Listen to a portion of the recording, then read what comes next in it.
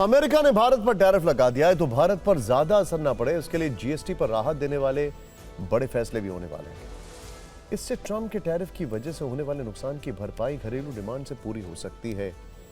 बड़ी खबर है कि 3 और 4 सितंबर को जीएसटी काउंसिल की बैठक होने वाली है। इसी बैठक में 2 स्लैब खत्म करने पर आखिरी मोहर लग सकती है। 2 स्लैब खत्म होने के बाद सिर्फ 5% और 18% वाले स्लैब ही रह सकते हैं। ये नई दरें 22 सितंबर तक लागू होने की संभावना है। लेकिन इससे आपकी जिंदगी में क्या बदल जाएगा, ये भी बात नोट कर लीजिए आप। देखिए, मौजूदा व्यवस्था के अनुसार जीएसटी के अभी 4 स्लैब हैं, 5%, 12%, 18% और 28%। अनाज, तेल, चीनी, स्नैक्स के अलावा सोना, चांदी और दूसरे सामान को अलग अलग कैटेगरी के हिसाब से इन्हीं स्लैब में रखा गया है। लेकिन सरकार इसे सिर्फ 2 स्लैब करने पर विचार कर रही है। अब 12% और 28% जीएसटी स्लैब को खत्म किया जाएगा।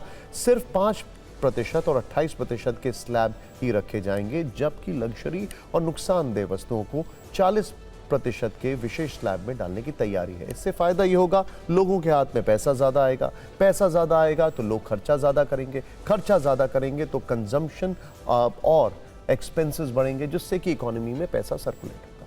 Simple logic.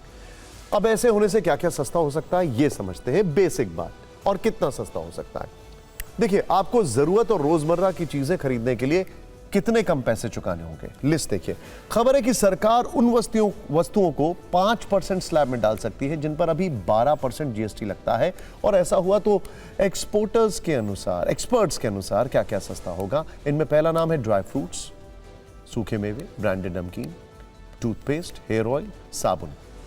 जीएसटी स्लैब बदलने से एंटीबायोटिक्स और पेन किलर दवाओं के दाम कम होंगे। साइकिल, मोबाइल फोन और कंप्यूटर के साथ साथ सिलाई मशीन और बर्तन के दाम भी घट सकते हैं।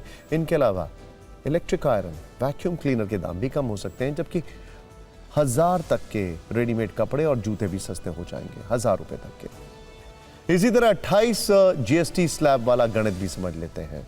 28% वाला, खबर है कि अब 28% के स्लैब को खत्म किया जा सकता है, जो कि बहुत हाई रेट है।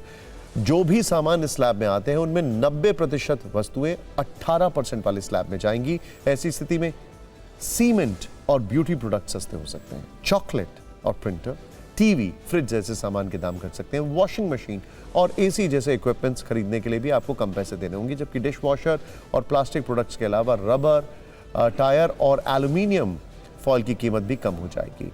यानी आम आदमी के लिए इस दीपावली बड़े जीएसटी रिफॉर्म वाला धमाका होने वाला है और बड़ी राहत मिलने वाली है। दिवाली में आपको एक बहुत बड़ा तोहफा देशवासियों को मिलने वाला है। हम नेक्स्ट जनरेशन जीएसटी रिफॉर्म्स लेकर के आ रहे हैं।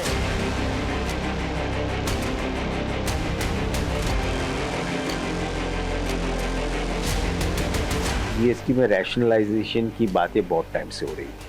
रैशनलाइजेशन एंड रिडक्शन, अगर ये 2 चीज़ें हो जाती है एक साथ, तो ये फेस्टिव सीजन आने से पहले वैसे भी खरीदारी होगी। लेकिन अगर ये जीएसटी में रिकैलिब्रेट करके और रैशनलाइज करके अगर कम होता है, तो जो भी नए स्लैब आएंगे उसमें रिडक्शन हो जाए, 10-12% से अगर फर्क पड़ता है तो उसकी डिमांड ज़्यादा हो जाएगी।